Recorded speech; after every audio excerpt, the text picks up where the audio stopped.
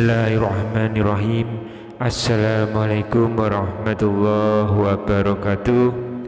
Innal hamdalillah wassalatu wassalamu ala Rasulillah Sayyidina Muhammad ibni Abdillah wa ala alihi wa ahbihi wa mawalah, amma ba'du.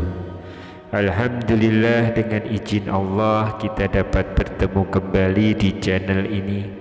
Untuk itu sempatkanlah menuliskan sholawat di kolom komentar. Insya Allah menjadi bukti cinta kita kepada Rasulullah Sallallahu Alaihi Wasallam.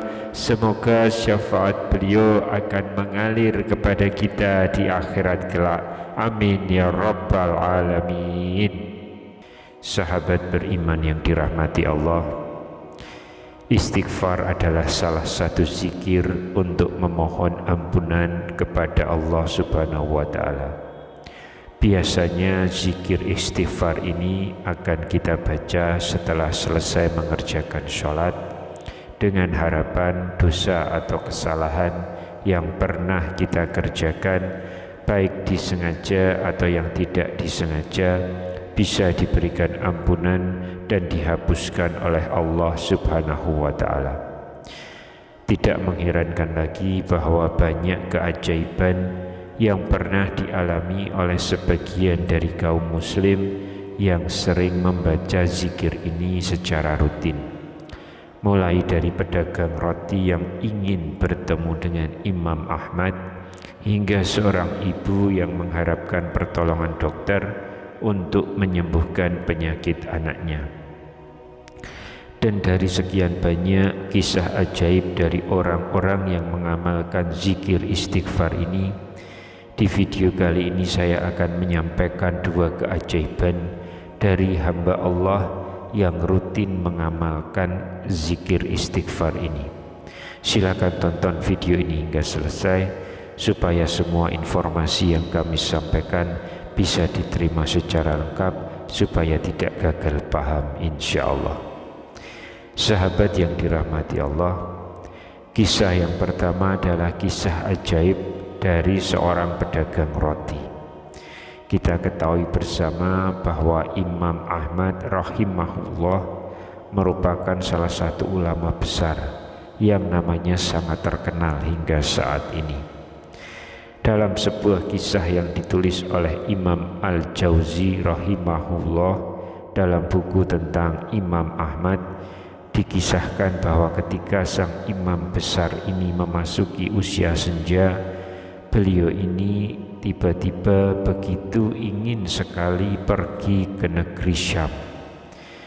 Namun yang aneh, Imam Ahmad sama sekali tidak memiliki tujuan yang jelas mengapa ia harus pergi ke negeri Syam, padahal ia harus menempuh perjalanan yang sangat jauh dari kediaman beliau di Baghdad untuk menuju ke negeri Syam. Karena keinginan beliau yang begitu kuat, meskipun tidak mengetahui tujuan pastinya, akhirnya beliau memutuskan untuk mengikuti nalurinya untuk pergi ke negeri Syam. Sesampainya di negeri Syam, Imam Ahmad pun berhenti untuk menunaikan sholat zuhur. Tidak ada yang mengenali beliau pada masa itu. Seusai beliau sholat zuhur, beliau kemudian menunggu di masjid hingga menjelang sholat asar. Setelah selesai sholat asar, sang imam melanjutkan membaca Al-Quran untuk menunggu datangnya waktu maghrib dan langsung menuju isya. Setelah isya, karena malam semakin larut dan beliau tidak tahu tujuan pasti kenapa pergi ke negeri Syam tersebut, akhirnya Imam Ahmad memutuskan untuk beristirahat dan ingin tidur di masjid tersebut. Namun sayangnya sang penjaga masjid tidak mengizinkan beliau untuk tidur di masjid. Sang penjaga masjid berkata, "Wahai Syekh, Anda tidak boleh tidur di sini. Ini peraturan masjid, jadi silahkan pergi." Namun Imam Ahmad berusaha menolak pergi dengan mengatakan, "Saya musafir, saya ingin beristirahat di sini." Sang penjaga masjid tetap menolak dan memintanya untuk keluar karena masjid akan segera dikunci. Kemudian Imam Ahmad pun berjalan keluar masjid. Setelah penjaga masjid itu pergi, Imam Ahmad pun kembali beristirahat di pelataran masjid. Tapi sayangnya sang penjaga masjid kembali datang dan lagi-lagi mengusir sang imam hingga mendorong beliau menuju ke jalanan. Ternyata di seberang masjid ada tukang roti yang melihat kejadian tersebut. Kemudian tukang roti itu pun memanggil Imam Ahmad. "Hai Syekh, kemarilah beristirahat di tokoku." Imam Ahmad pun masuk ke toko roti tersebut. Penjual roti itu berkata, "Rumahku tidak jauh dari sini. Ini toko rotiku. Di belakang sana ada ruangan untuk beristirahat. Beristirahatlah malam ini dan besok pagi engkau bisa melanjutkan perjalanan lagi." Setelah masuk ke dalam toko, Imam Ahmad kemudian memperhatikan aktivitas sang penjual roti. Dan disitulah ada satu hal yang paling menarik perhatian beliau dari lelaki si tukang roti ini, yaitu ucapan zikir dan istighfar yang terus dilantunkan dari mulut si tukang roti ini tanpa putus dari sejak awal ia mulai mengerjakan adonan rotinya. Imam Ahmad yang kagum melihatnya lalu bertanya, "Sejak kapan Anda selalu beristighfar tanpa henti seperti ini?" Ia menjawab, "Sejak lama sekali. Ini sudah menjadi kebiasaan rutin saya hampir di segala kondisi." Lalu Imam Ahmad bertanya lagi, "Lantas apa hasilnya?" Sang tukang roti pun menjawab, "Ya, Allah mengabulkan semua permintaanku." Imam Ahmad pun bertanya lagi, "Lalu apa permintaanmu yang belum dikabulkan oleh Allah?"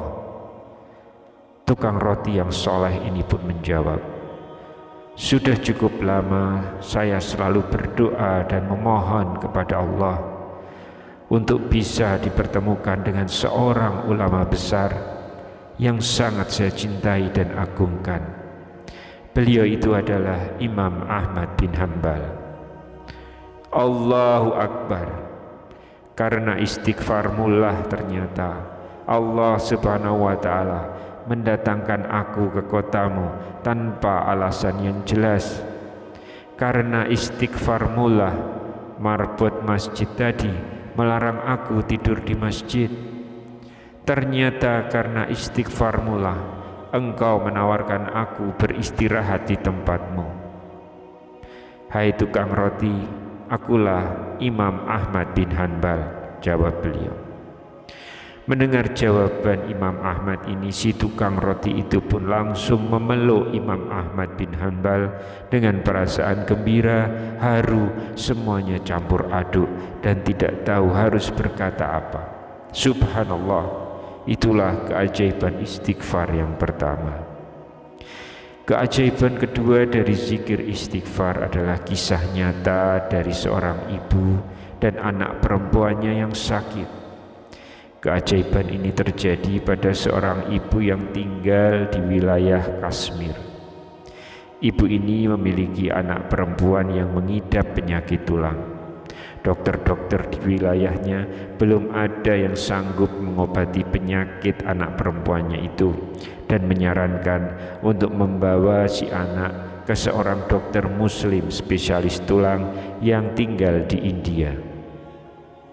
Namun melihat kondisi sang ibu yang tidak memiliki kemampuan untuk pergi ke sana, bahkan untuk makan selama di sana, serta biaya berobat ke dokter spesialis itu, maka si ibu tersebut hanya memperbanyak doa dan terus beristighfar kepada Allah Subhanahu wa ta'ala. Singkat cerita, dokter spesialis tersebut suatu saat pergi keluar India untuk mengisi sebuah acara dan melewati wilayah Kashmir. Karena seminar itu tinggal 6 jam lagi, maka sang dokter itu pun memutuskan untuk pergi dengan naik pesawat. Namun belum sampai tujuan, tiba-tiba awak pesawat mengumumkan bahwa dikarenakan terjadi badai, maka pesawat tidak bisa melanjutkan perjalanan dan harus turun mendarat di Kashmir. Karena takut terlambat dan tidak tahu kapan pesawat bisa kembali berangkat, maka sang dokter memutuskan untuk melanjutkan perjalanan dengan menyewa kendaraan. Namun sayangnya, baru sebentar meninggalkan bandara, hujan sudah turun dengan lebatnya dengan disertai badai. Sehingga sang sopir memutuskan untuk mencari tempat beristirahat di perkampungan warga sambil menunggu badai berhenti. Kemudian didatangilah rumah penduduk terdekat yang sudah nampak usang dengan bangunan yang sudah cukup tua. Lalu sang dokter itu pun mengetuk pintu, mengucapkan salam dan meminta bantuan agar si pemilik rumah mengizinkan untuk berteduh sembari menunggu badai berhenti. Sang pemilik rumah itu ternyata adalah ibu dari si anak perempuan yang sakit tadi. Si ibu pemilik rumah itu pun mempersilahkan sang dokter untuk masuk. Kemudian diberikanlah minuman hangat. Ketika sang dokter duduk di ruang tamu, anak si ibu itu pun mendadak menangis kesakitan dari dalam kamar.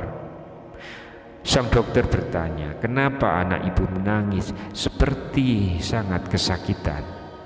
"Ya, anak saya sakit tulang," jawab si ibu. Si dokter bertanya lagi, "Kenapa tidak dibawa ke rumah sakit?" Ibu tersebut menjawab, "Sudah, tapi kata dokternya, mereka belum mampu menyembuhkan. Yang bisa menolong hanya dokter bernama si Fulan." Lalu sang dokter berkata, "Segala puji bagi Allah yang mendatangkan aku ke rumah ibu. Akulah dokter yang ibu maksud." Dengan perasaan sedih, gembira, dan campur aduk, akhirnya sang ibu meminta belas kasihan dari sang dokter untuk bisa mengobati anaknya. Karena merasa telah ditolong, sang dokter ini pun dengan ikhlas menolong anak sang ibu tanpa harus mengeluarkan biaya sepeser pun. Sahabat yang dirahmati Allah, masih banyak sekali kisah-kisah nyata tentang keajaiban melantunkan zikir istighfar ini. Dan dengan dua kisah tadi, semoga semakin menambah keyakinan kita semua bahwa apa yang dirasa oleh kita bahwa kita tidak mampu, tapi ternyata semua itu sangat mudah sekali bagi Allah Subhanahu wa Ta'ala. Oleh karena itu, jangan pernah kita berputus asa dari rahmat Allah yang sangat luas dan besar kepada kita. Semoga Allah selalu memudahkan segala urusan kita di dunia dan di akhirat. Amin ya rabbal alamin. Wallahu a'lam bishawab. Subhanakallahumma wa bihamdika asyhadu alla ilaha illa anta astaghfiruka wa atubu ilaik. Demikian yang bisa saya bagikan di kesempatan kali ini. Semoga pembahasan ini dapat memberikan manfaat untuk kita semua. Amin ya rabbal alamin. Wassalamualaikum warahmatullahi wabarakatuh.